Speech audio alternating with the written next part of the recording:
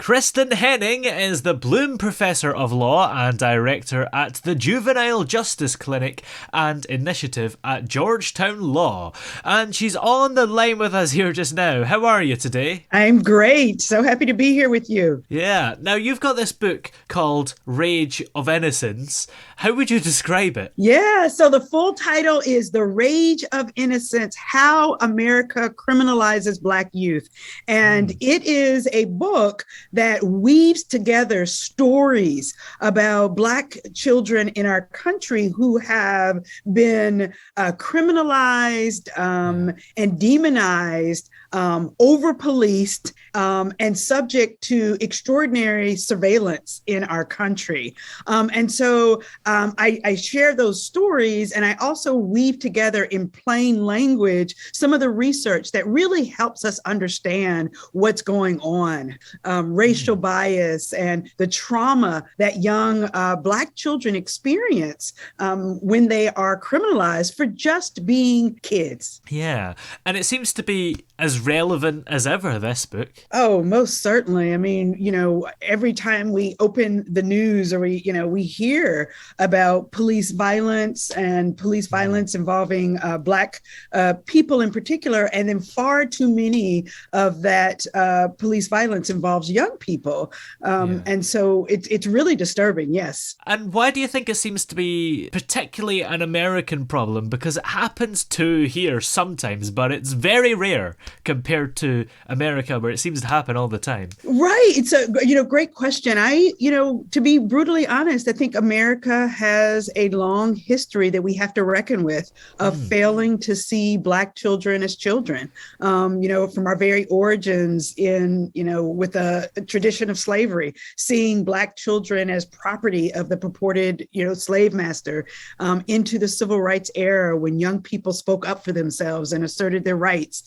They were treated as if they were criminals instead of active protesters who are entitled to speak out for themselves. We see in the 1990s, we went through this terrible super predator era in which there was a temporary increase in crime in our country. And at that time, politicians saw it as an opportunity to gain sort of political favor by demonizing Black children in some very explicit ways. So that super predator myth, which predicted, it's a pseudo-scientific myth that predicted that Black children would run amok and rape, maim, and kill all of America. We know that myth never bore out. It never became true at all. But yet, we've got the legacy of some of those very intentional narratives that existed early in our country's history. Those intentional narratives existed for social, political, and economic gain in sort of a white supremacist ideology. But today, even after some of that explicit narrative has faded away, maybe it's reinvigorated, but even as it faded away, sort of those narratives live on. So the fears of Black children live on even after, these critical moments in history where Black children were explicitly demonized. Yeah. And you've actually looked at a few case studies in the book, haven't you? I sure have. I look at my own. So I am an attorney who represents children and has been representing children for about 26 years. So I look at some cases of young people that I represented, but I also do look at some of these high profile cases, Tamir Rice, Mike Brown, other young people, Jeremiah Harvey, young people who have been either criminalized in some way or who have been hyper surveilled by the police. Yeah. And what have been some of the challenges along the way of writing a book like this? Yeah. So one of the challenges is, you talk about the stories that I tell. I really wanted to make sure that I honored the voices of the young people, right? We're so often speaking for young people without hearing from them. And so that when I tell stories about my young clients who get arrested for things that other kids do. I want to make sure I tell the story in their voices. And so, wanting to reconnect with some old clients and share, them what I'm writing and make sure it reflects their voice. And maybe I could share a story. The story that I open my book with is a story about Eric. And I call him Eric for purposes of the book. He was a 13-year-old boy at the time who on a Saturday night was watching a movie. And in the movie, he sees someone with a Molotov cocktail. In his very 13-year-old brain, he decides that he wants to make something that looks like that. He doesn't research it. He doesn't look it up on the internet. He doesn't ask anybody about it, but he just goes into the kitchen. He grabs a glass bottle and he begins to pour in liquids, whatever he can find, water, pine saw, bleach, things that are not going to catch on fire in any meaningful way. Yeah. And my favorite part of the story is that he takes a piece of toilet paper and he runs the toilet paper from the inside to the outside of the bottle and closes it up. Well, we know that toilet paper is going to burn out before it ever even reaches the top. But, he's a kid. He plays with it for a little bit and then he forgets all about it. He puts it in his book bag and forgets about it. On Monday morning, his mother drives him to school and he puts his book bag through a metal detector. Oh. And the school security guard, the school police officer sees it and asks him, "What is this?" And he says, "Oh, that's nothing. You could throw it away." He goes on to class. He doesn't think anything of it. Little does he know, this is the beginning of a 9-month ordeal. He gets arrested, dragged out of school. The whole school gets evacuated. Nobody believes him. Nobody gives him the benefit of the doubt.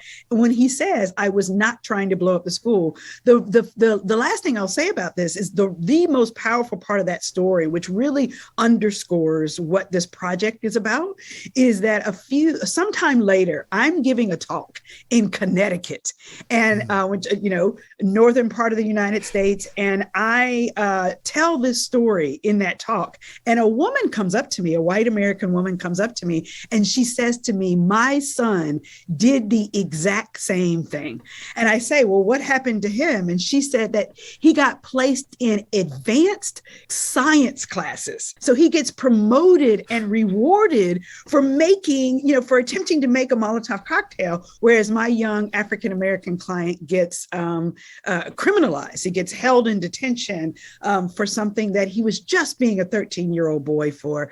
So I think that's what the book is about. And it's also part of the challenge. How do you tell these stories in a way that honor those kids and that really try to move hearts and minds for the readers? Yeah. And that kind of double standard there is happening in a larger scale as well, when you have an unarmed black man getting killed on the spot and an armed white man getting away with it, pretty much. Absolutely. I mean, you think about, your story makes me think immediately about the contrast between Kyle Rittenhouse and Tamir Rice. And for listeners, Kyle Rittenhouse was the young boy, the 17-year-old boy from, who crosses over state lines from Wisconsin, right? And he's got an assault rifle of sorts strapped across his body. He walks through a public sphere, in plain sight and never gets stopped.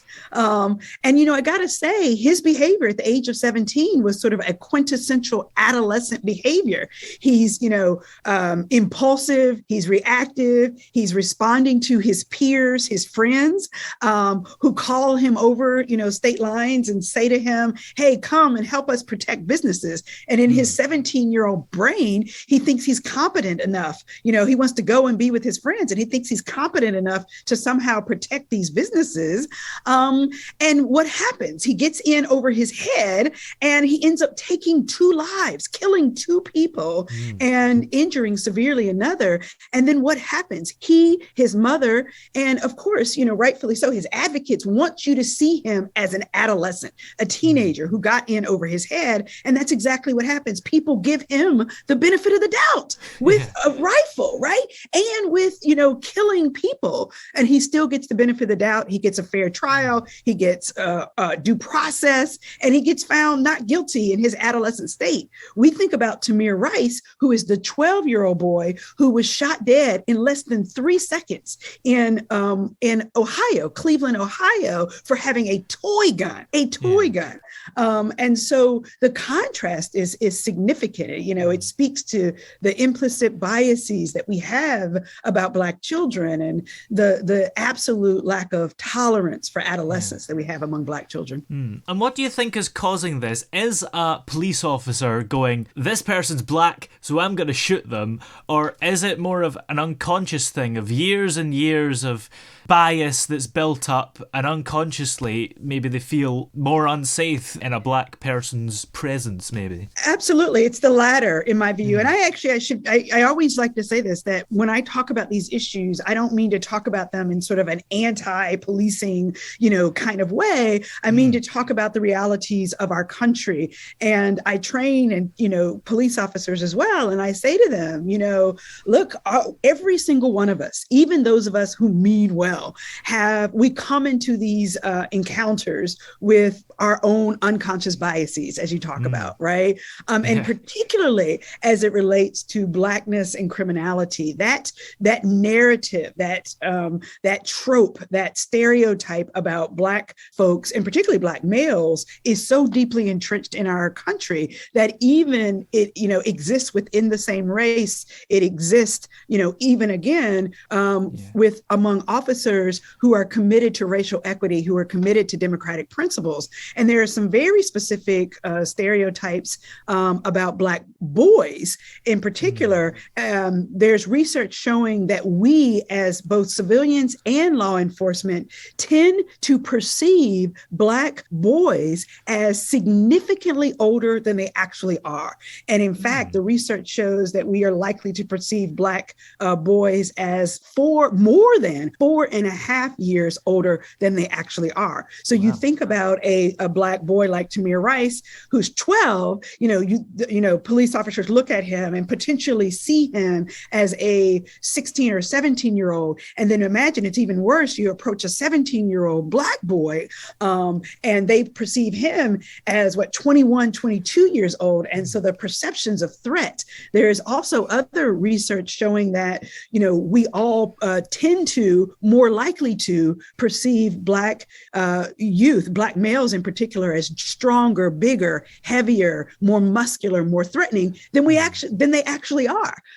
Even as compared to a white male who is the exact same height, weight, and body weight, you would look at two pictures and perceive that the Black male would be older and stronger. You obviously look younger than you are, because you said you've been doing this for 26 years. So how long has the research for this book taken? Did it start maybe before you realized you were going to write a book? Oh, great question. And indeed, it absolutely started before I knew I was going to write a book. I say all the time that, I've been representing clients for 26 years, and I've always kept a folder. It started off as a hard copy folder, and then it became an electronic folder of cases, like police reports from cases that always were sort of shock and awe. Like, I cannot believe we're prosecuting this kid for doing this very kid-like thing. And so I used to keep that. So that's one part of the research, sort of the collection of cases. And then indeed, like over the years, I would just be bothered. I'd want to know, why, my clients were so traumatized just in the presence of police, even when the police officers hadn't done anything to them. But what was that trauma about? And there's a growing body of research on that too, documenting the ways that Black children experience trauma. So there's a lot of research that I've been collecting over the years that went behind this book. And do you think that there's so much research you might be able to write another book at some point? Maybe. Yes, there's certainly enough research to write another book, right? And there's still stories upon stories to tell. So there might be another one in the making. Yeah. And even other books about other things, could that be a possibility? Great question. I don't think I have anything under my belt at this moment. But I don't know.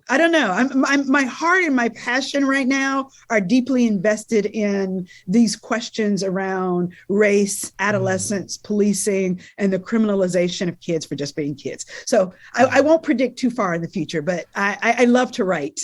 Yeah. And overall, what do you think needs to change? Is there a simple solution? Because I'd love to know. Yeah. So I think there are like 4 quick themes that I could talk about when we think about what needs to change. One is that we need to radically reduce the footprint of police in the lives of all children in America, but especially Black and brown children who have been disproportionately targeted. So that means, reducing, police presence in school. And even with, that sounds shocking in the face of mass shootings, but we see time and time again that police presence doesn't reduce or prevent mass shootings at all. And so the question leads me to my second broad theme about what needs to change, is that we really need to shift from our traditional law enforcement responses or law enforcement strategies for public safety and school safety, and focus instead on a public health approach to school safety and to community safety. So that means, a public health approach that is attentive to building relationships between children and adults, that is trauma informed, that is restorative, and that is racially equitable. It means we need a continuum of mental health services for young people throughout our country. So that's a really important thing that we need. I think another really important theme, and when we think about reform, is that when police are in those rare circumstances when we do need police to engage with young people, that we need to make sure all police officers are trained in developmentally appropriate policing. What does that mean? It just means teaching police officers about adolescent development and about de-escalation strategies. Think about what the best parents do and the best teachers do and the best counselors do for young people. They know how to de-escalate kids when they, begin to act out. So I think that's really important. And then I think the fourth theme is that this notion of treating all kids like kids means that even when they do really bad things, when they make bad mistakes, when they make bad choices, like we all did when we were teenagers, that we need to make sure that we are responding to them in ways that are rehabilitative, that are corrective, but that are not punitive and stigmatizing and, sort of writing them off as if they can never be redeemed. And so I think those are 4 sort of real important strategies for making things different. Yeah. Well, where can we find out more about your book and purchase it? Yes. So the book, The Rage of Innocence, How America Criminalizes Black Youth, is available truly pretty much anywhere books are sold. Think about online, all the big box stores, as well as the independent bookstores. But also, if you go to rageofinnocence.com, rageofinnocence.com, you will find it there as well. But yes, I hope people will read and pay attention to this topic. There are some intersections, of course, with the UK. So I appreciate your having me on the show. Excellent. Well, Mary, thanks for coming on the show. Thank you so much.